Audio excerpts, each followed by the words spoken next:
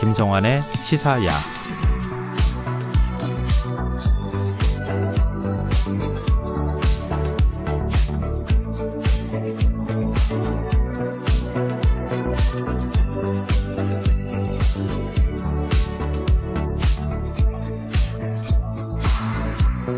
하루의 마무리, 오늘도 함께 하시죠.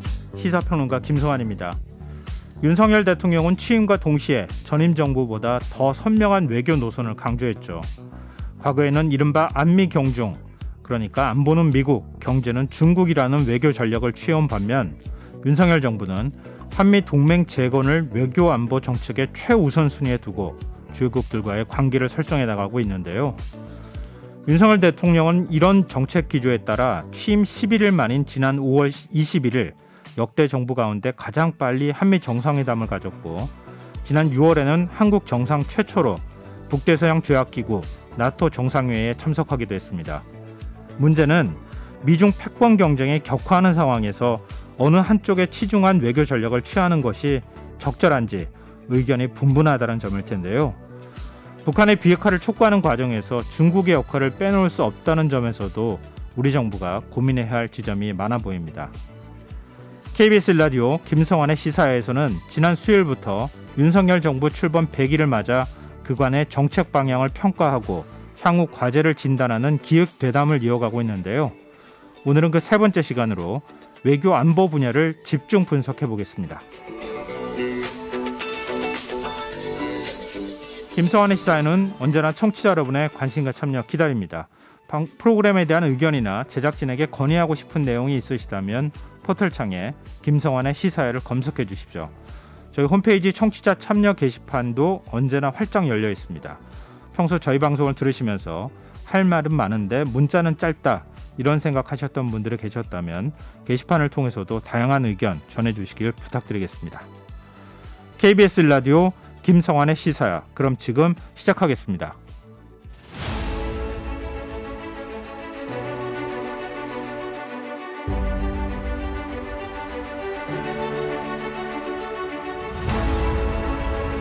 더 나은 내일을 준비하는 시간, KBS 1라디오 김성환의 시사야.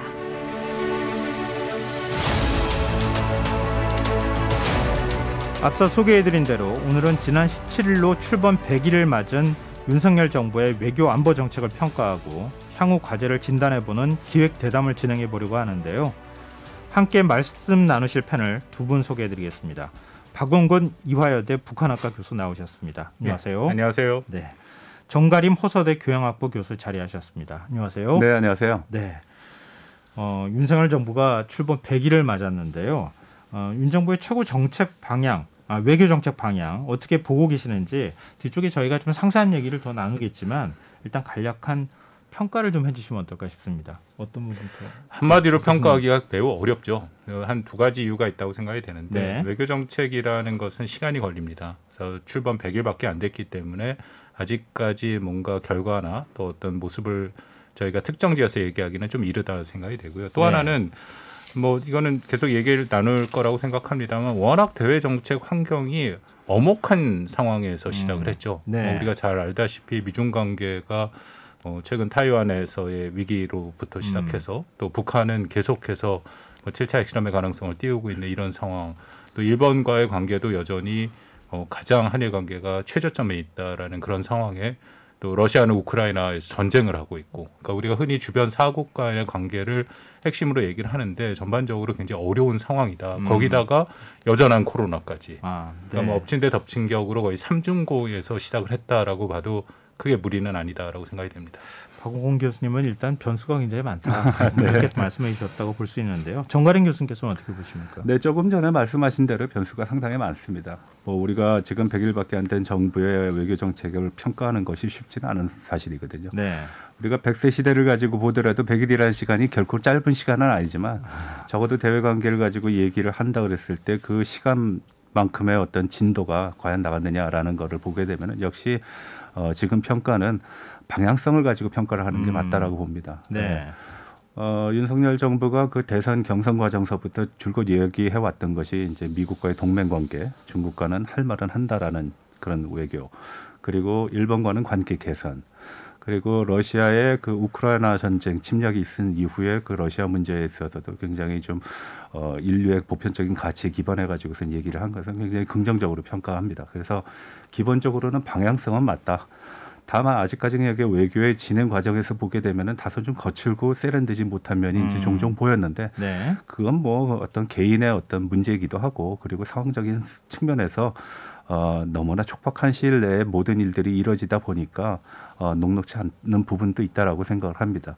하지만 적어도 방향성만큼은 종종 정부가 좀 다른 모습을 보이고 있다라는 것은 우리가 한편으로는 기대를 할 수 있고 또 한편으로는 그 기대에 준한 우려도 동시에 할 수밖에 없습니다. 앞서 말씀하셨다시피 대국 관계가 지금 굉장히 첨예하게 대립하는 관계에 있고 네. 그리고 또 코로나 상황도 있고요. 더욱더 중요한 거는 글로벌하게 나타나고 있는 경제 문제가 정치 경제의 모든 분야에 영향을 미치고 있다는 측면을 우리가 간과할 수가 없다는 것입니다. 그래서 적어도 이런 과정 속에서 새 정부가 어떠한 면모를 보일 것인가라는 것은 상당히 주목되는 부분이라고 생각을 합니다. 네. 뭐 말씀 들어보니까 이 윤석열 정부의 정책 기조를 가지고 저희가 주로 얘기를 나눠야 되겠다 이런 네. 생각이 드는데요. 일단 한국 외교의 가장 핵심은 한미 동맹 아니겠습니까? 네, 근데 맞습니다. 윤석열 정부 출범 이후에 한미 정상회담 개최하고 한미 동맹을 글로벌 포괄적 전략 동맹으로 격상시켰다. 이제 이런 평가가 나오고 있는데요. 일단 한미 동맹 강화를 중심으로 한 윤석열 정부 외교 기조 방향 설정은 잘 됐다고 보십니까? 일단 뭐 예, 대미 박홍근 관계, 교수님. 예, 대미 예. 관계부터 말씀을 드리면 뭐 말씀하신 글로벌 포괄적 전략 동맹이다라고 선포를 했는데 이게 뭐 새로운 것은 아닙니다.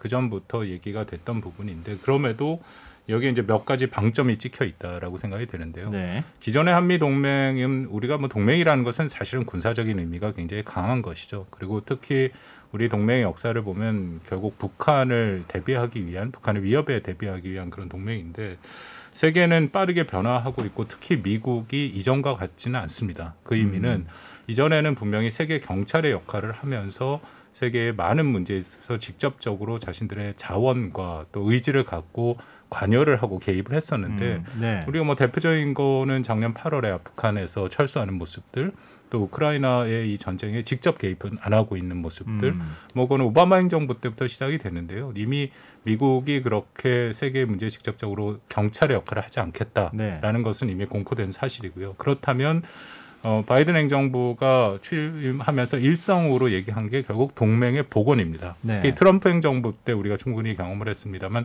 워낙 동맹을 흔들어 놨기 때문에 동맹을 복원하겠다.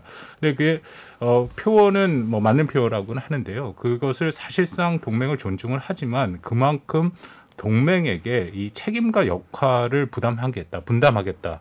라는 의지가 있는 거죠. 네. 그래서 그것을 뭐 표현은 이렇게 할 수 있습니다. 지분 나누기. 그러니까 예전에는 미국이 모든 걸 갖고 필요한 지분을 모든 것을 갖고 이제 동맹이 들어오기만 하면 거기에 모든 책임을 졌는데 이제는 네. 미국이 예전만큼 의지와 자원이 없기 때문에 지분을 나눠주는 형태로 해서 세계를 끌어가겠다.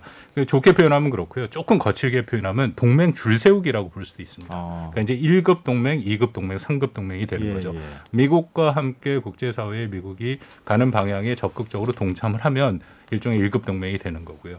그런 측면에서 우리가 뭐 계속 얘기를 나누겠습니다만 한국은 굉장히 어려운 선택의 기로에 서 있다.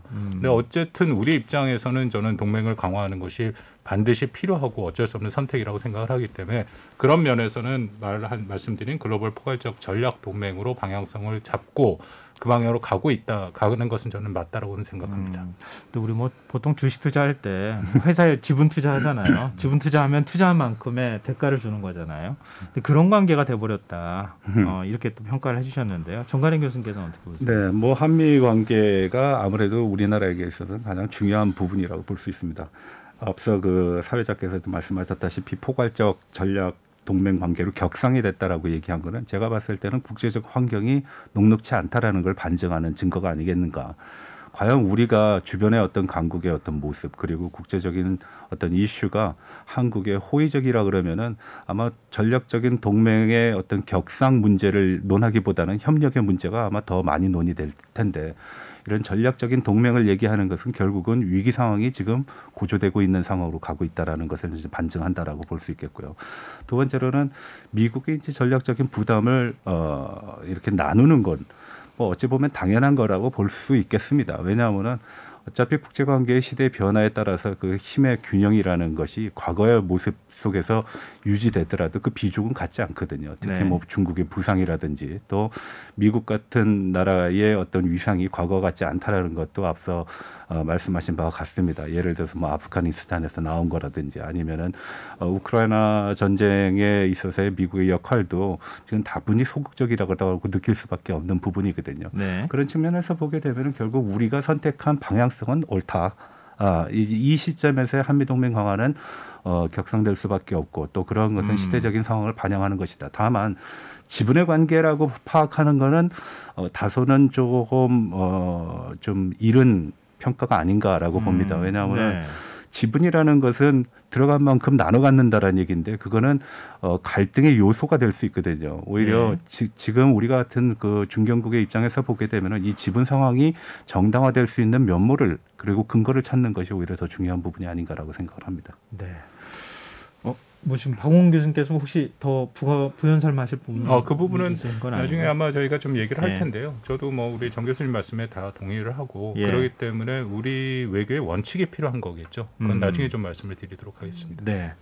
뭐 앞서 이제 저희가 프로그램 시작할 때 안미경중이라고 하는 네. 이제 그런 표현 사용하기도 했는데요. 그 동안에는 일종의 좀 미중 사이에서 우리가 전략적 모호성이라고 해야 되나요? 네. 어느 한쪽으로 지나치게 치우치지 않는 그런 물론 이제 한미 동맹이라고 하는 건 기본 축으로 두고 있다 하더라도 중국하고의 경제적 관계를 우리가 놓칠 수가 없는 것이기 때문에 그런 부분을 좀 의식하는 외교 정책들을 펼쳐왔다고 하면 윤석열 정부는 사실은 좀 일각에서는 좀 불안하다 이렇게 얘기를 들을 정도로 미국에 너무 이렇게 치우친 거 아니냐 이런 평가도 하거든요. 그게 이제 나토 정상회의 참석했을 때에도 우려의 목소리가 나왔던 측면이 이제 그런 거 아닌가 싶은데요. 윤 대통령의 첫 외교 무대의 어떤 데뷔라고 해도 될 만한 나토 네. 정상회의 참석 두 분은 적절했다고 보십니까? 나토 정상회의가 네, 우리가 직접적으로 관여할 수 있는 그런 분야는 아니었기 때문에 전반적으로 그 참여에서의 어떤 역할 그리고 우리의 위상 그리고 우리의 모습을 보여줬다라는 측면에서 좀 긍정적으로 봅니다. 그리고 이제 많은 분들이 전략적 모호성을 취해야 되는 거 아니겠는가. 오히려 이런 것이 또 문제가 되는 것이 아니겠는가 하고 우려를 하는데 전략적 모호성이라는 거는 대외 관계에서 필연적인 겁니다. 예, 드러낼 때 드러내더라도 감출 땐 또 감춰야 되는 것이 외교의 한 부분이기도 하거든요. 네. 근데 과거에 우리가 한미 관계 그리고 한중 관계에서 가장 많이 얘기됐던 것이 앞서 말씀하셨다시피 안미 경중이라는 안보는 미국, 경제는 중국이라는 어떤 선택지에서의 갈등 상황을 항상 우려를 했는데 저는 기본적으로 이 문제는 이렇게 해석을 합니다. 우리가 개발도상국에서 중견국으로 등장하는 과정에서 지금까지 여러 번의 질문만 받아왔다라는 겁니다. 질문하는 입장이 아니었다라는 거죠. 적어도 중견국이라든지 선진국 문턱에 들어선 국가로서의 어떤 면모 그리고 국제사회에서의 영향력을 전제로 한다 그러면은 이제부터는 우리가 질문을 해야 되는 상황에 나타났다. 우리가 너무 많은 질문을 받고 그 선택지 속에서 선악 혹은 옳고 그름을 선택을 하다 보니까 항상 이런 어려움에 봉착을 했거든요. 경제라는 것이 중국에만 의존하는 건 아니지 않습니까? 미국에도 의존해야 되는 것이고요. 또 우리의 어떤 안보적인 측면에서 보면 중국도 상당히 중요합니다. 그래서 안미 경중의 논의는 더 이상은 하지 않는 것이 적어도 대외관계에 있어서의 소모적 논쟁을 축소하는 데 굉장히 도움이 되지 않을까 그렇게 생각합니다. 예컨대 어떤 질문을 던져야 된다고 보십니까? 가장 중요한 거는 우리가 과연 이 지역에서의 안정과 발전을 위한 궁극적인 목표 달성을 위해서 중국의 역할은 무엇인가, 미국의 역할은 무엇인가, 한국의 역할은 무엇인가를 질문하는 것이 좋다고 봅니다. 네. 지금까지는 미국의 영향 때문에 한미 관계가 변화했고 그리고 북한 관계를 통제를 해왔는데 지금은 우리가 선도적으로 주도적으로 이슈를 선점하는 그런 측면에서의 접근이 필요하지 않는가라고 생각을 합니다. 과거 우리가 트럼프 정부 때는 굉장히 안정적인, 뭐 안정적이라고 좀 이상하지만 적어도 핵의 문제라든지 북한의 도발 문제에 대해서는 얘기를 많이 안 해왔다가 그 막판에 돼 가지고선 최근 들어서 많이 얘기를 하고 있지 않습니까? 결국은 그런 과정 속에서의 불안감이라는 것 속에서 우리가 항상 의존을 하는 대상을 찾는 것은 미국이라고 보는데 사실 미국에만 의존할 수 있는 상황은 객관적으로 아닙니다. 중국에도 의존해야 되고 또 일본과도 협력을 해야 된다는 측면에서 보게 되면은 우리의 외교적인 위상 그리고 우리의 외교적인 어떤 능력에 걸맞는 그런 이슈 선점이 중요하지 않는가라고 봅니다. 네, 박홍훈 교수님께서는 어떻게 보십니까? 전략적 모호성이라는 게 한국이 선택할 수만 있다면 제일 좋죠. 그러니까 쉽게 말씀드려서 전략적 모호성이라는 것은 미국과 중국 사이에 양측에서 우리가 다 손해 보지 않겠다라는 거지 않습니까? 네. 우리의 이익을 극대화한다는 네, 거 그렇죠. 제일 좋은 선택인데 국제사회와 미중 간의 관계가 저는 점점 이미 들어갔다고 생각합니다. 제로섬 게임이 돼버렸어요. 그러니까 양자 간의 태기를 요구하는 거죠. 그러니까 가장 최근에도 우리가 했던 것이 인도태평양 경제 프레임워크 IPEF라고 불리는 것, 그리고 7호라고 해서 반도체 이제 동맹은 아니라고 얘기를 하는데 어쨌든 그런 것들이 제한이 되고 한국은 이제 거기에 들어가느냐 마느냐의 선택지에 서 있지 않습니까? 예. 앞으로 미중 간의 갈등의 모습은 상당 기간 그런 형태로 가고 더 심화가 된다라는 거죠. 그렇다면 전략적 모호성이라는 것은 더 이상 한국이 추구할 수 있는 것은 아니다라는 것이죠. 어쩔 수 없이 우리는 선택을 해야 된다. 아까 잠깐 말씀드렸는데 그럼 어떻게 선택을 해야 되느냐? 네네. 저는 그게 매우 중요하다고 생각하는데요. 원칙이 있어야 됩니다. 그러니까 사안별로 대응을 하다 보면은 이건 흔들릴 수밖에 없기 때문에 네. 우리가 큰 원칙. 근데 그 원칙은 뭐 대한민국의 정체성에 맞는 원칙이어야겠죠. 그거는 흔히 자유주의적인 국제질서 혹은 규범에 기초한 국제질서라고 해서 1945년 이후에 안보와 경제를 이만큼 한국이 발전시킨 것들. 예를 들어서 뭐 이런 겁니다. 법치, 열린 다자주의, 인권, 예. 자유민주주의 그런 개념들이거든요. 거기에 맞춰서 우리가 가야 된다. 근데 제가 이렇게 말씀을 드리면 결국 미국과 같이 가야 되는 거 아닌가 그렇게 이제 반문을 네네. 하시는데 꼭 그렇진 않습니다. 왜냐하면 미국이 추진하고 있는 다자체제 같은 경우에는 열리지 않고 배타적인 다자체제를 최근 추진하고 있고 자유무역도 제가 말씀드린 규범에 기초한 핵심적인 원칙 중에 하나인데 미국이 자유무역을 트럼프 시기에 괜히 많이 훼손을 했죠. 여전히 중국에 관세를 부과하고 있고 그러니까 그런 면에서 물론 많은 부분 우리가 가치를 미국과 공유하고 있기 때문에 그쪽으로 갈 가능성이 더 높긴 하지만 그래도 전반적으로 이것이 전적으로 미국한테 치우치는 것은 아니다라는 나름의 그런 원칙을 우리가 가져야 된다고 생각이 되고요. 중국과의 관계도 그 원칙 하에서 우리가 방향성과 지표를 보여주는 게 중요하다고 생각합니다. 네. 그러니까 우리가 중국을 완전히 제가 이해하기는 윤석열 정부 등장해서도 중국을 대적하겠다는 얘기는 전혀 안 합니다. 중국과도 좋은 관계를 유지하겠다고 얘기를 하죠. 그렇지만 미국과 가깝게 지냄으로써 제로섬 게임에서 이 갈등의 여지, 우리가 선택의 여지, 미국 쪽으로 선택할 여지가 많아지니까 최소한 중국한테 우리가 여기까지는 간다. 그러니까 그런 모습. 대표적인 게 작년 5월 20일 문재인 정부 때 했던 한미 정상회담 공교롭게 딱 1년 후에 올해 5월 21일 또 한미 정상회담이 있지 않았습니까? 거기에 내용들을 보면 거의 정답들이 있습니다.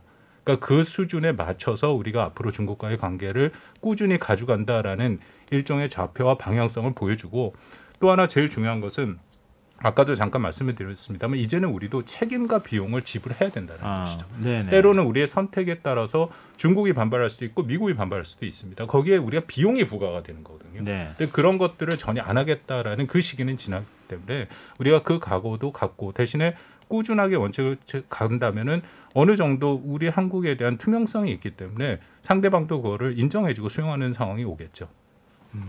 저희가 한미 관계 얘기하다 보니까 자연스럽게 중국 얘기가 이렇게 연결이 돼서 나오는 이런 현상이 발생하는데요.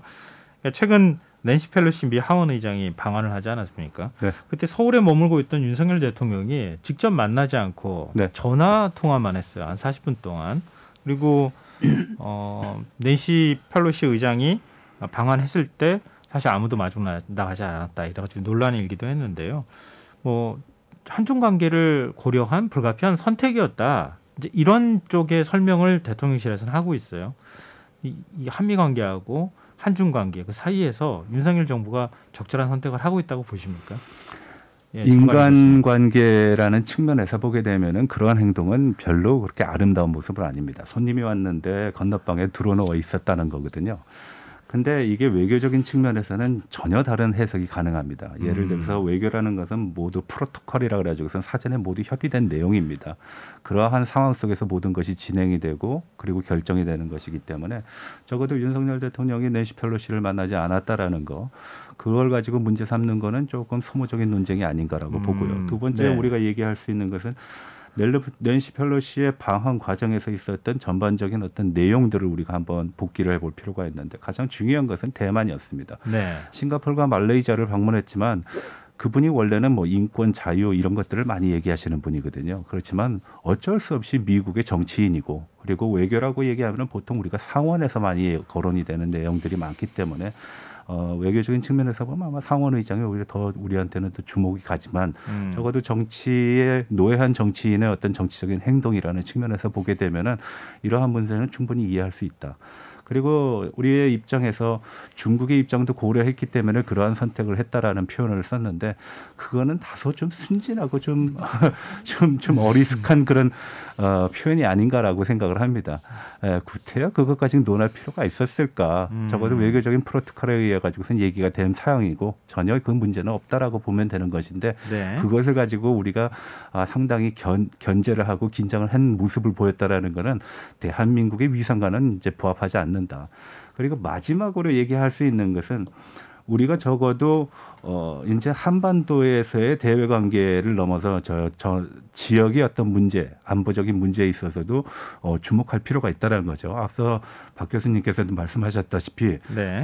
문재인 대통령께서 작년 5월에 미국을 방문했을 때 그 양안 문제를 언급한 바가 있습니다. 힘에 의한 어떤 현상이 타파가 되는 것을 원치 않는다라는 네네. 입장을 표명했는데 지금 정부도 마찬가지고요. 그리고 그러한 모습은 적어도 앞으로도 계속 견지될 거라고 봅니다. 그렇다 그러면은 결국 낸시 펠로시의 문제가 이 야기한 것들은 이런 대만과 미국 간의 문제 그리고 대만과 중국 간의 문제 속에서의 중국과 미국 간의 문제로 귀결되는 것이기 때문에 제가 봤을 때는 뭐 적절한 모습이었다. 다만 그것을 세련되고 그리고 아주 스무스하게 처리하지 못한 것은 좀 안타깝다. 좀 거칠고 투박했다라고 말씀드릴 수 있겠습니다. 네.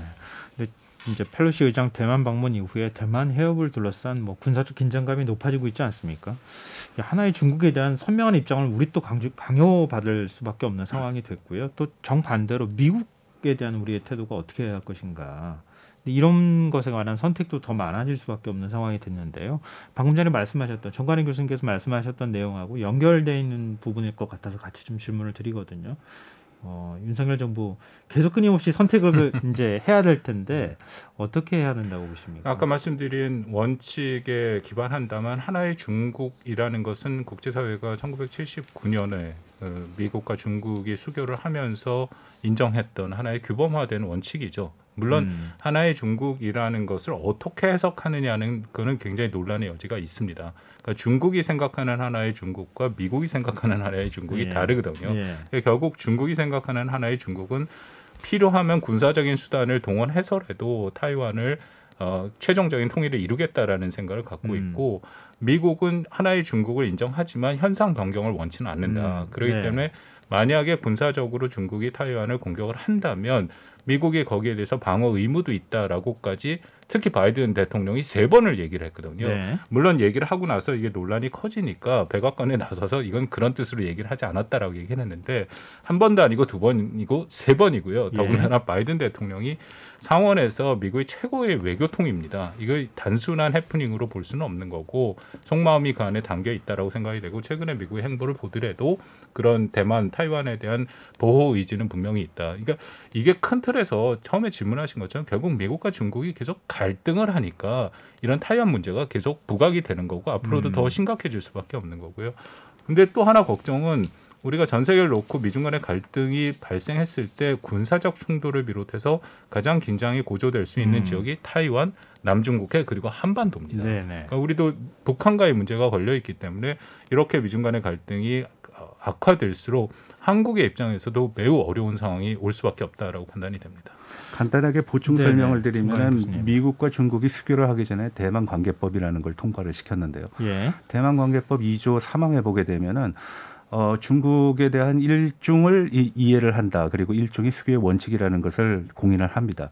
다만 그 과정 속에서 대만에 대한 적대, 무력 행사로 인한 현상 변화가 있었을 때는 특단의 조치가 있을 것이다라는 것이 규정이 돼 있다라는 측면에서 보게 되면 현상 유지라는 것이 굉장히 중요한 부분이긴 합니다.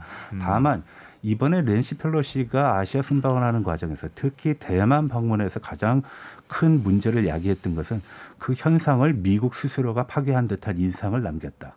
그러한 또 빌미를 줬다라는 겁니다. 네. 예를 들어서 과거에 중국과 대만 간의 중간선에서 있었던 세 차례의 어떤 그 위기 상황 속에서도 중간선이라는 걸 굉장히 지속적으로 지켜왔거든요. 근데 네. 이번에는 5발의 그 미사일이 대만 상공을 지나갔고 그리고 중국이 언제든지 해역에 대해서 금수 조치를 하고 그리고 군사훈련을 진행할 수 있는 그런 행태를 이번에 시행을 했기 때문에 네. 향후에 이런 도발적인 행동 그리고 대만은 역시 중국의 일부분이라는 것을 공고화시키는 그런 모습을 보였다라는 측면 그리고 미국이 그 상황 속에서 사전적인 어떤 예방이라든지 사후적인 처리를 원활하게 하지 못했다라는 건 좀 아쉬움으로 남습니다. 네. 저는 그 부분에 대해서 네네. 중국이 그 낸시 펠로시 하원 의장이 타이완을 방문하는 과정에서 보여준 거 보면은 물론 중국의 가장 사활적 이해인 것은 분명합니다. 타이완이라는 곳이. 네. 그렇지만 저는 이건 미국도 마찬가지였고요. 낸시 펠로시라는 정치인이 거기에 방문한 것은 미국 국내 정치적인 역동에 굉장히 크게 작동을 했고, 근데 더불어서 저는 중국도 중국 국내 정치적인 역동이 굉장히 중요하게 작동을 네네. 했다고 생각합니다. 아마 10월 달이 될 거라고 생각하는데 시진핑 주석 사면임이 걸려 있고 우리가 잘 알다시피 여전히 중국이 하고 있는 제로 코로나라는 것은 사실상 실패한 정책이죠. 다 위드 코로나로 가고 있고 상하이 58일 동안 봉쇄됨으로써 중국 사람들이 굉장히 고통을 받았다라는 것, 또 경제적으로도 어려움이 있고, 그러니까 이런 상황에서 오히려 이게 권위주의 체제에서 나타나는 어떤 공통된 그런 현상인데 외부의 긴장을 조성함으로써 내부의 단합을 하는 네네. 모습이죠. 몇 가지 증거로 보이는 게 낸시 펠로시 의장이 타이완을 가는 그 모든 과정을 관영 매체에서 생중계를 했어요. 그리고 기다렸다는 듯이 대만 해협의 중간선을 그렇게 침해해서 무력화를 하고 자신들의 현대화된 군사력을 보여주는 것, 이 모든 것들이 뭐 흔히 시진핑 주석이 말하는 중공몽 중에 강군몽을 현시화하는 그런 모습들이 보임으로써 자신의 네. 권력 기반을 좀 더 공고히 하려는 그런 의도도 있다라고 판단이 됩니다. 우리가 늘 이제 외교 관계에서 특히 이제 한중 관계에서 많이 쓰는 게 고래 싸움에 새우등 터진다 이런 얘기 있잖아요.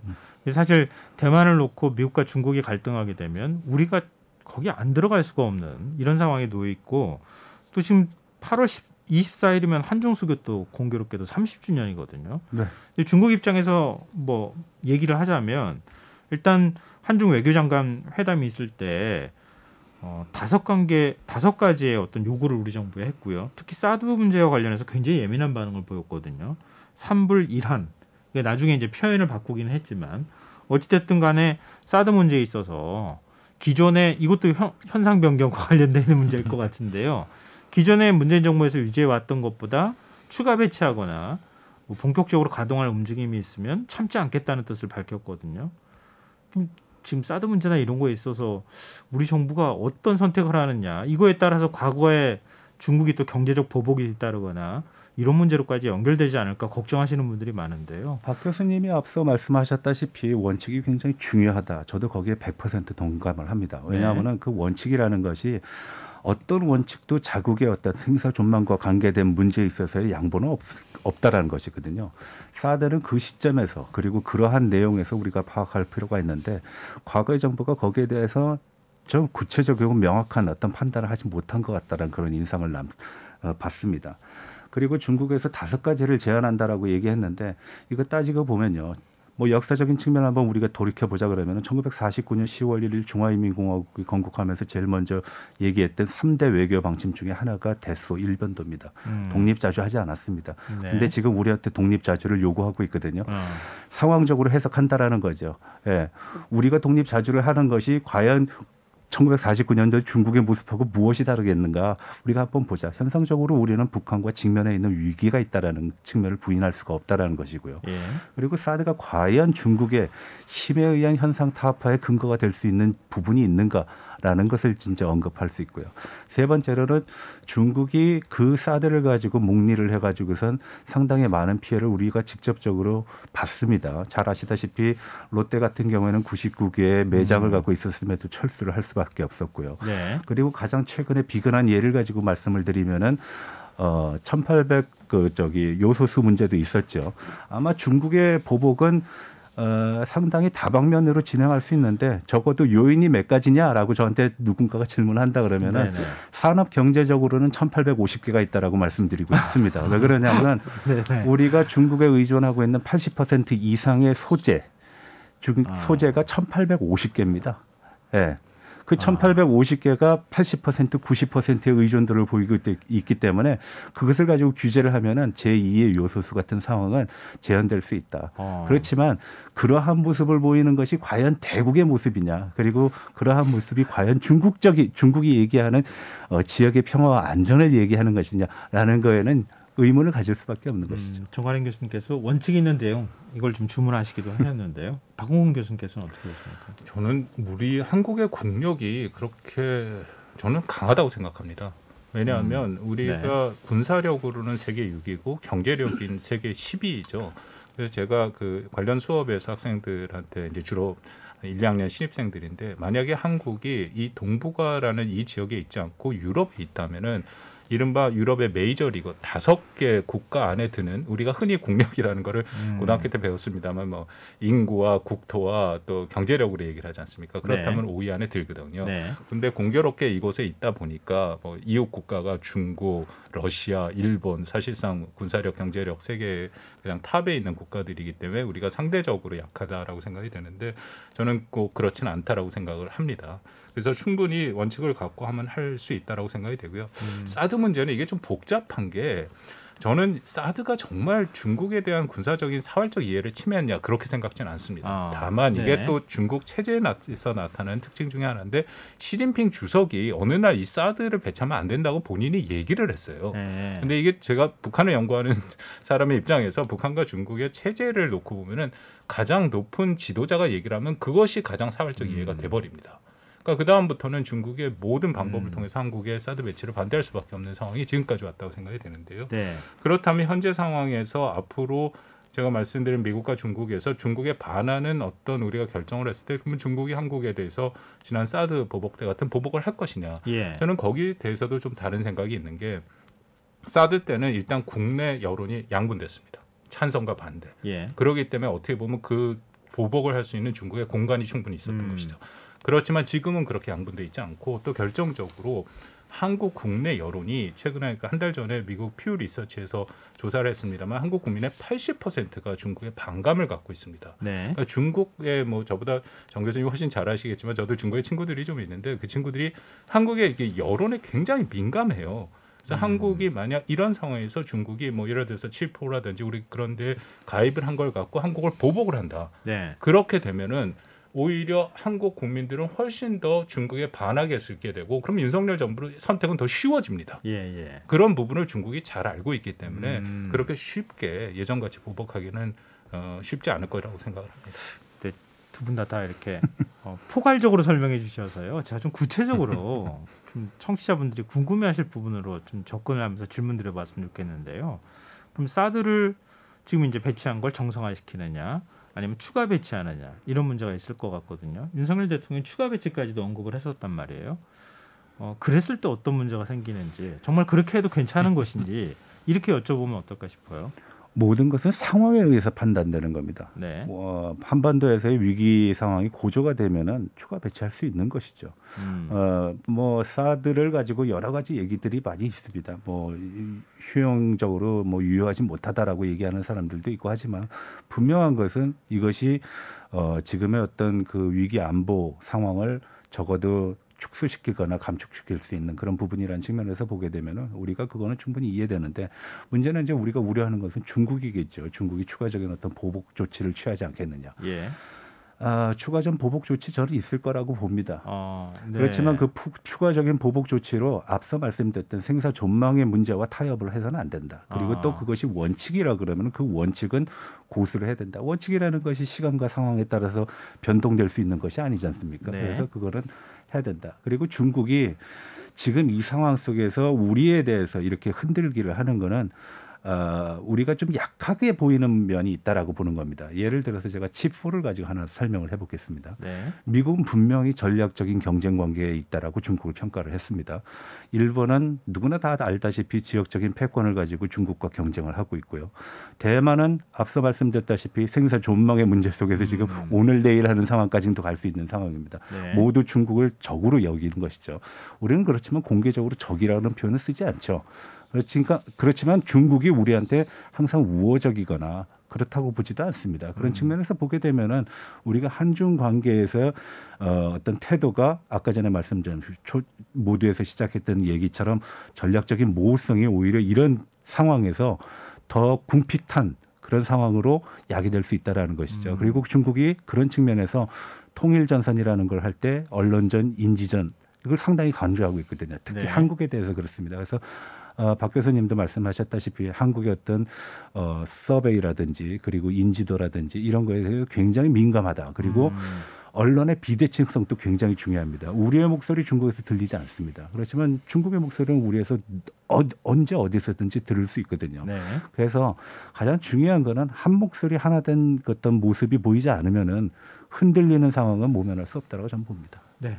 같은 질문을 제가 지금 칩4 말씀까지도 해주셨는데요. 네. 박홍 교수님께서는 이제 구체적으로 질문하셔서 구체적으로 답변을 해보도록 하겠습니다. 네. 삼불이란이라는 게 삼불이라는 게 사드 추가 배치를 얘기하는 것이고, 그리고 미국 주도의 미사일 방어에 한국이 참여하지 않는다는 네. 것, 그리고 한미일이 앞으로 삼각 그 군사 동맹으로 발전하는 것, 그다음에 일한이 정말 문제인데요. 네. 그걸 빼고 일단 세 개인데 셋 다 당장의 가능성은 없습니다. 그러니까 사드 추가 배치를 윤석열 후보 시절에 얘기를 했는데 사실상 군사적인 필요성이 당장 있는 것은 아닙니다. 왜냐하면 미국이 사드와 또 하나의 페이트리엇 체제라는 걸 두 개를 연동시켜서 쓰기 때문에 이전과는 굉장히 다른 형태의 군사적인 진보가 일어나서 사드만을 추가로 배치하고 그럴 필요성이 없거든요.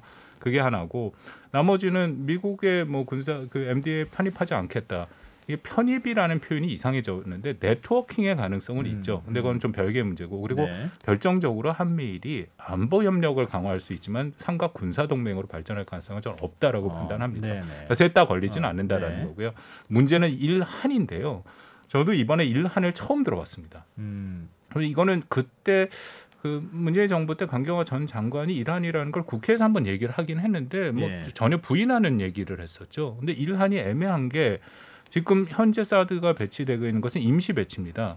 그렇기 때문에 윤석열 정부는 이걸 환경 영향 평가를 빨리 끝내고 이걸 정식 배치를 하겠다. 네. 근데 중국이 문제를 제기하는 건 그거를 문제를 제기하는 건지, 아니면 중국이 늘 문제 제기하고 있는 사드 레이더가 이것을 원래 북한을 보는데 이것을 중국으로도 볼 수 있으니까 그 모두 전환을 하지 말라고 하는 건지 애매한 부분이 있거든요. 그래서 그 일한 부분에 대해서는 제가 뭐라고 말씀을 드릴 수는 없지만 삼불 일한 갖고 사드 갖고 나머지 3불에 대해서는 당장 윤석열 정부가 구체적인 조치를 취할 가능성 커 보이지는 않습니다. 저뿐만 아니라 많은 분들이 걱정하시는 것보다는 그렇게 근데 그 일한이라는 게 애매하죠. 삼불과 관계돼서는 앞서 말씀하신 것 같습니다. 근데 일한은 사실상 보게 되면은 내정 간섭입니다. 예. 그게 지금 얘기를 하는 게 이제 환경 평가가 통과가 안 될 텐데라는 전제가 있는 것이고, 그리고 그 레이더가 공격적인 것이라는 전제가 깔려 있는 것입니다. 네. 아니 그렇지 않다 그러면 일한이라는 표현을 쓸 필요가 없고 거기에 대한 제한이라는 규정을 둘 필요가 없는 것이죠. 그리고 아울러서 동시에 얘기할 게 5개의 응당이라는 표현을 썼는데 이것도 들어보면 굉장히 좀 우스운 얘기입니다. 한 나라가 한 나라. 이게 무슨 상하관계도 아니고 국제사회에서 어떻게 이런 현상이 있을 수 있는가. 저는 이제 원문을 찾아보고 이제 봤는데 중국이 굉장히 좀 대국답지 못하다. 그리고 기본적으로는 한국에 대한 견제라기보다는 미국에 대한 견제를 노고라 하는 그런 듯한 인상을 받는 것이지, 이게 한 나라가 한 나라한테 할 수 있는 그런 논의의 대상은 아닙니다. 그리고 내용도 아니고요. 예. 네, 알겠습니다. 저희가 한미동맹과 한중관계 에 대해서 얘기를 좀 나눠봤는데요. 뒷부분에 저희가 또 나눠야 될 얘기가 자연스럽게 또 거기에 다 포함되지 않을까 싶어서요. 일단 중국과의 관계는 여기서 좀 마무리하겠습니다. 지금 여러분께서는 KBS 라디오 김성환의 시사회를 듣고 계십니다. 윤석열 정부 출범 100일 평가와 과제란 제목의 기획대답. 오늘은 외교안보 분야를 살펴보고 있는데요. 박원곤 이화여대 북한학과 교수, 전가림 호서대 교양학부 교수 두 분 패널과 함께하고 있습니다.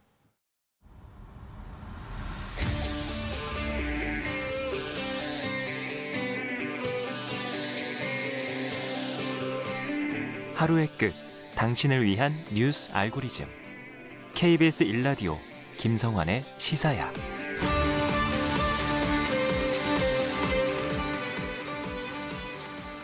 네, 대담 이어가 보겠습니다. 이제 윤석열 정부의 대북 정책 이야기를 해봤으면 좋겠는데요. 지난 15일 광복절 경축사에서 윤 대통령이 북한을 향해서 담대한 계획을 발표를 했습니다. 물론 담대한 계획이라는 표현은 대통령실에서 표현한 걸 제가 그대로 인용한 것인데요. 핵을 포기하면 식량 공급부터 인프라 지원까지 획기적인 지원을 하겠다.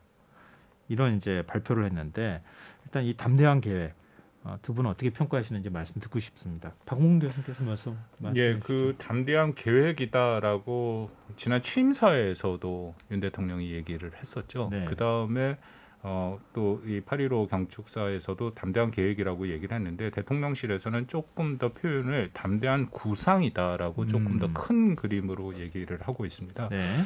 그러면서 8.15 경축사에 나온 거는 이제 경제적인 인센티브만 얘기했는데 그거 외에도 이제 군사적인 것, 군사안보적인 것, 또 정치적인 것 세 가지의 그런 틀로 구성이 돼 있다라고 얘기를 합니다.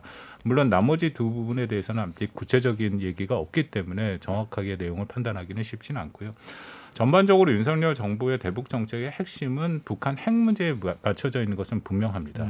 왜냐하면 그것은 저는 뭐 맞는 방향이라고 생각되는데 두 가지가 남북 관계 개선을 하기 위해서도 북한의 핵 문제가 해결이 돼야 됩니다. 네. 우리가 문재인 정부가 2019년 2월 하노이 회담이 깨지고 나서 그 나머지 기간 동안 북한에게 어떻게든지 관계 개선을 하려고 최선의 노력을 한 모습을 보지 않았습니까? 네. 근데 결국은 핵이라는 문제가 걸려 있어서 한 발도 진전을 못하고 퇴보를 해버렸죠. 예. 그렇기 때문에 핵 문제가 해결되지 않고는 남북 관계의 개선은 없다라는 거고 또 하나는 올해 북한이 보여줬습니다만 지난 6월 5일까지 18차례 미사일 도발을 했습니다. 네. 그만큼 북한이 핵미사일을 개발하는데 전력 질주를 하고 있고 특히 한국에게 직접 위협이 되고는 이른바 전술핵은 이미 그들의 표현하면 검수사격, 그 검수사격이라는 것은 쭉 미사일 배치해놓고 그중에 하나를 뽑아서 제대로 쏴지냐 안 쏴지냐 그걸 네. 보는 거거든요. 네. 그러니까 실전 배치가 완료됐다라는 얘기입니다. 그러니까 그만큼 위협의 도가 이전과는 다른 쪽이 굉장히 높아졌다. 그러니까 그 두 가지 측면에서 북한 문제를 우선시 대응하는 것은 필요하다고 생각합니다. 네. 근데 또 일각에서는 이명박 정부 비핵 개방 3천하고 다를 바가 하나도 없다. 또 서른하고 결론만 있고 본론 안에 어떻게 그런 비핵화를 해나갈 것이냐. 어쨌든 비핵화라 그러면 비핵화 그냥 하지는 않을 텐데 그동안의 북한의 태도로 보면 좀 공허하다 이런 지적도 있거든요. 그것이 가장 어려운 문제죠. 지금까지 우리가 10여 년간, 20여 년간 그리고 대한민국 건국 이후에 지금까지 북한과 직면하면서 가장 고민스러웠던 문제 중에 하나입니다. 방법상의 문제. 사실 방법상의 문제도 쉽게 얘기할 수 있는 부분이 아닙니다. 하나 분명한 거는 우리가 직면하고 있는 건 핵의 시대고 우리는 핵이 없다는 겁니다.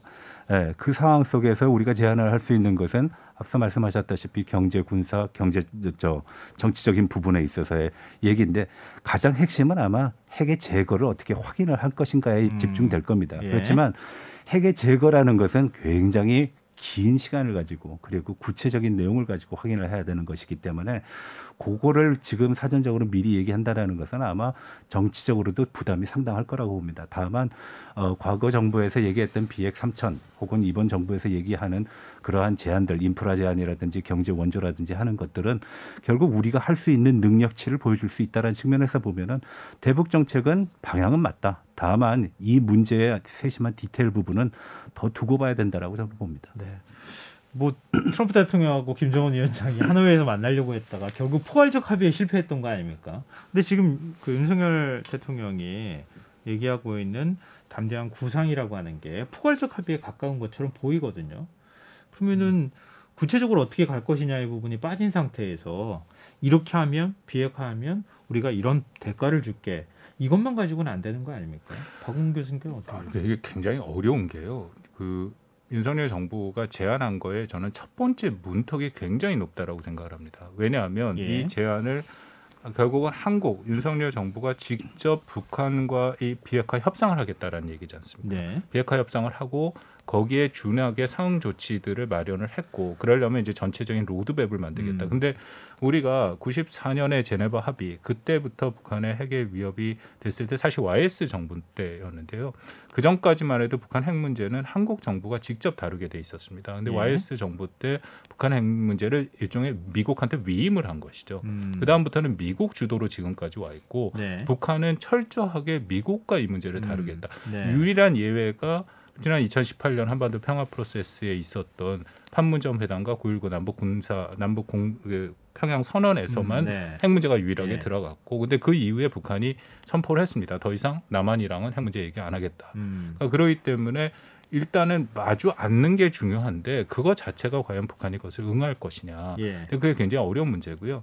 그리고 구체적인 내용은 이제 마주 앉아서 협상을 하면 로드맵을 만들게 돼 있습니다. 아까 정 교수님도 얘기한 것처럼 북한 문제라는 거, 북한은 완벽한 핵 보유국이거든요. 예. 여태까지 우리가 역사적이거나 아니면 이론적으로 완벽한 핵 보유국을 비핵화해 본 적이 없습니다. 그만큼 굉장히 어려운 프로세스, 디테일, 악마는 디테일이 있다고 네네. 한 발 넘어가기가 어려운 것들이거든요. 네. 근데 그런 것은 모여서 이제 로드맵을 만들어야 되는데 그 안에서 얘기하는 과정에서 자세한 것들은 이루어질 수 있죠. 그 먼 목표까지 어떻게 도달할 것이냐 이 문제가 있는데요. 북한은 뭐 북한 매체도 그렇고 굉장히 회의적인 반응을 보이고 있거든요. 오히려 윤석열 대통령이 이름까지 뭐 직접 거명하면서 비난을 하고 있는 상황인데요. 이런 상황에서 미국도 협상에 적극적인 태도를 보이고 있지 않는 것 같고 뭔가 남북 관계가 이 출구를 만들 방법이 안 보이거든요. 그렇습니다. 중간인 가장 중요한 거는 만나야 되는데 만날 수 없다라는 거. 네. 그리고 북한이 가지고 있는 카드는 하나밖에 없다라는 겁니다. 예, 북한이 우리한테 줄 수 있는 건 하나인데 그 하나를 버리면 북한은 없다라는 거거든요. 네네. 그게 바로 핵입니다. 네. 만약에 북한이 그 이외의 것이 있다 그러면 그 이외의 것을 가지고 속칭 돌아가기라든지 뭐 이런 문제로 해결의 접근 방법을 찾을 수 있는데, 문제는 북한에 대해서 우리가 요구하는 것은 유일하게 하나고 우리가 줄 수 있는 건 여러 가지라는 거. 비대칭적이라는 거죠. 네. 그 상황 속에서 북한의 선택지는 아주 간명하다. 예, 이 핵을 가지고 협상에 의하는 그 수밖에 없다라는 것이죠. 그러니까 제한적일 수밖에 없는 것이고, 그 상황 속에서 우리의 안보를 보장받는 것은 미국만이 해줄 수 있다라고 판단하기 때문에 한국과는 협상 안 하겠다라는 것이죠. 그러니까 우리가 선도적으로 그것을 해결할 수 있는 여건은 사실상 저는 없다라고 봅니다. 그래서 아마 윤 대통령께서도 8.15 광복절 축사에서 그런 말씀을 구체적으로 언급하시지 않은 것이 아닌가라고 생각을 합니다. 네. 근데 뭐 중국과의 관계를 안 여쭤볼 수가 없는데요. 북한하고 중국과의 관계 그럼 어떻게 할 것이냐. 우리가 이제 일종의 한중 관계가 좋은 방향으로 가게 되면 중국이 적극적 중개자의 역할을 해서 북한을 협상 테이블로 내보내는, 그리고 또 북한이 위험한 행동을 못하도록 제어하는 그 역할을 일정 부분 했던 거 아니냐, 이제 이런 이제 평가가 있는데, 그럼 지금 북한을 대화의 테이블로 복귀하는데 중국의 역할은 어느 정도일 것인가, 그게 궁금하거든요. 그 한중 관계가 중요하죠. 근데 사실은 더 중요한 것은 미중 관계입니다. 현재의 그렇죠. 중국의 이 한반도, 특히 북한 핵 문제에서 보이는 태도라는 것은 뭐 중국 사람들 만나보면 그런 얘기를 합니다. 2018년 한반도 평화 프로세스가 자신들이 만든 거다. 그러니까 그 전에 미국과 협력을 해서 북한을 뭐 제재에도 동참하고 해갖고 북한을 대화 테이블에 앉혔는데 2018년 하반기부터 당시 트럼프 대통령이 중국의 등에 비수를 꽂았다라고 네. 얘기를 하면서 공공연하게 앞으로 북한 비핵화 문제에 대해서는 미국과 협력하지 않겠다라는 얘기를 하고 있습니다. 네. 그것은 현실적으로 나타나죠. 왜냐하면 지난 3월 24일 북한이 뭐 그들의 표현하면 이제 화성 17형 대륙간 탄도 미사일을 쐈는데, 그건 2018년 4월달 북한이 전원에 의해서 약속한 핵과 대륙간 탄도 미사일의 발사 유예 모라토리움을 깨는 행위입니다. 네. 제가 궁금했던 게 중국이 ICBM, 북한의 대륙간 탄도 미사일에 굉장히 민감하거든요. 왜냐하면 그렇게 발사를 해버리면 미국이 이 지역의 미사일 방어망을 강화하고 한미일 안보 협력을 강화하는 명분을 주게 됩니다. 근데 장진 유엔 주재 중국 대사가 그 3월 25일 날 그 유엔 안보리에서 한 얘기를 보니까 이것은 100% 미국 책임이라는 얘기를 합니다. 그러니까 정당한 북한의 안보적인 고려를 인정하지 않았기 때문에, 물론 ICBM 얘기는 뺐습니다. 결국 북한이 그렇게 간다라는 거고. 그리고 5월 달에 결국 안보리의 2397에 대한 트리거 조항이 있어서 다시 왔는데 그 당시 거부권을 중국이 행사하면서 장진 대사가 또 똑같은 얘기를 하거든요. 예. 그때는 심지어는 한반도의 전쟁 얘기까지 얘기가 나옵니다.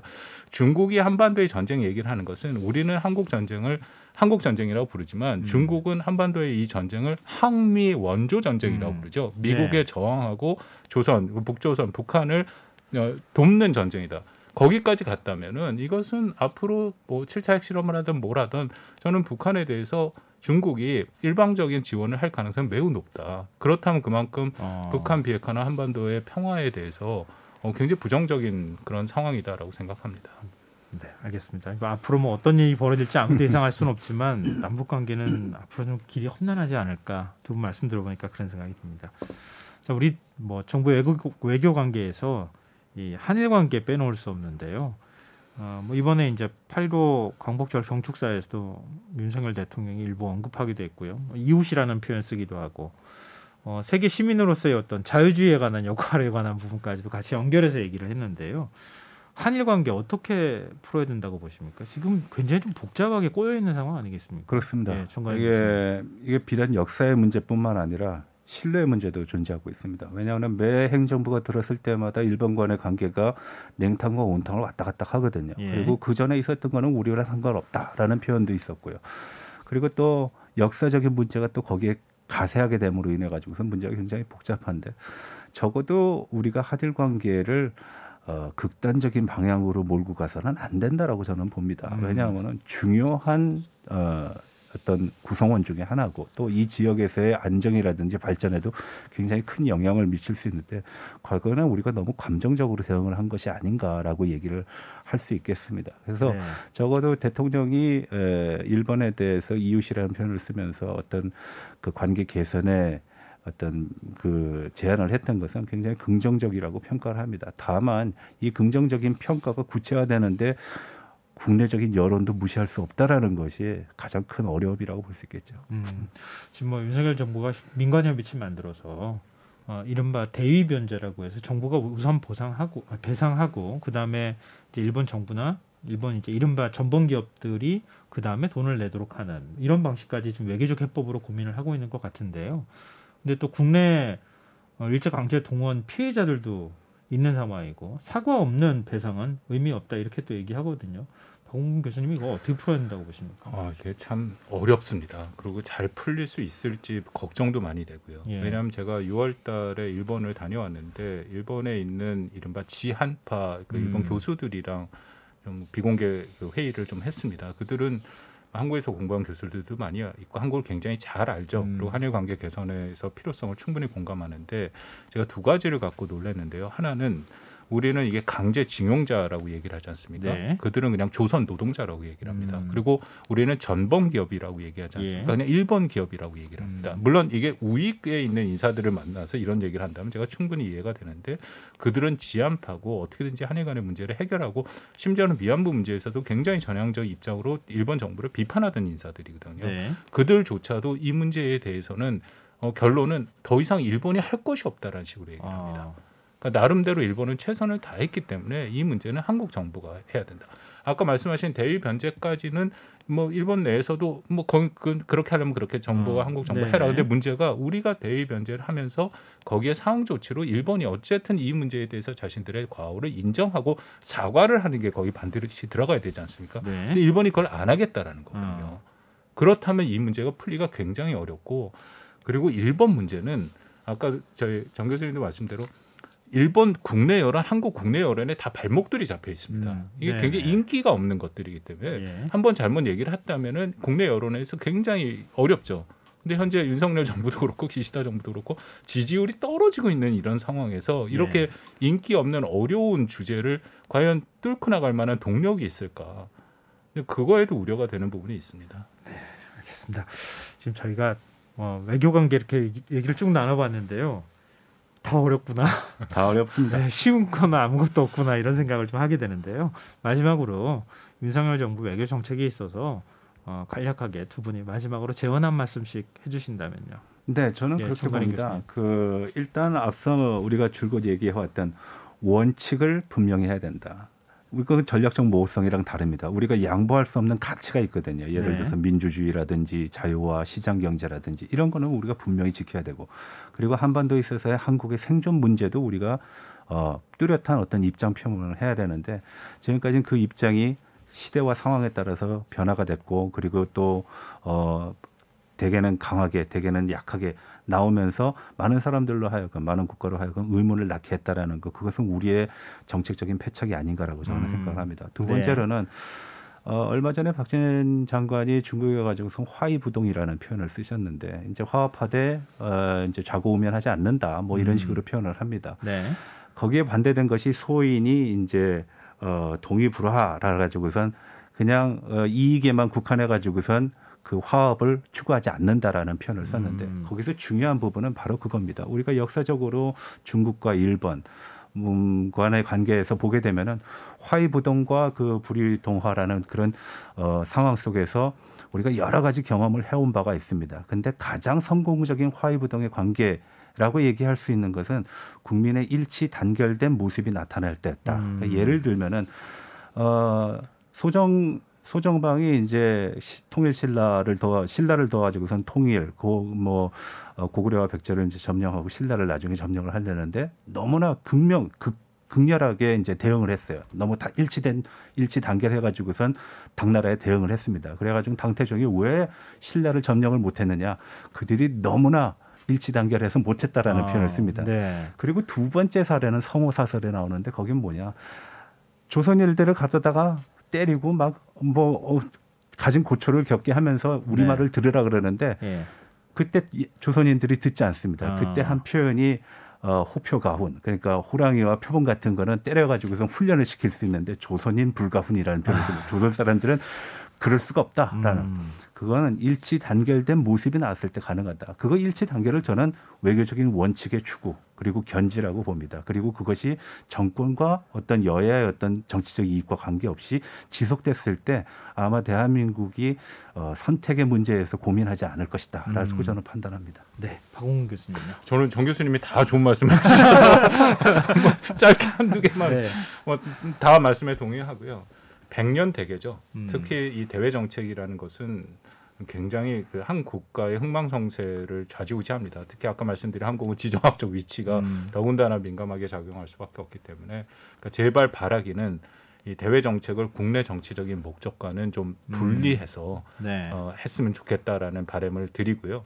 또 하나는 이 북한 문제가 저는 아주 심각합니다. 그 북한의 핵 위협이라는 예. 것은 우리한테 직면한 위협이기 때문에 우리가 그 북한의 핵 위협을 대응할 수 있는 능력을 더 확충할수록 북한이 이 핵에 대한 효용성이 낮아지는 거죠. 뭐 쏴봤자 한국이 잘 막는다 하면은 네네. 더 이상 핵을 가질 이유가 없어지지 않습니까? 예. 그렇다면 협상 테이블에 올 수도 있다. 그렇기 때문에 어떻게든지 우리가 지금 당장 해야 될 것은 북한의 핵 억제 능력을 강화하는 것이다. 두 가지 말씀을 드리겠습니다. 네, 알겠습니다. 자, KBS 라디오 김성환의 시사야 기획대담 윤석열 정부 출범 100일 평가와 과제, 오늘은 외교 안보 분야를 살펴봤는데요. 지금까지 전가림 호서대 교양학부 교수, 또 박홍곤 이화여대 북한학과 교수 두 분과 함께했습니다. 오늘 말씀 고맙습니다. 네, 고맙습니다.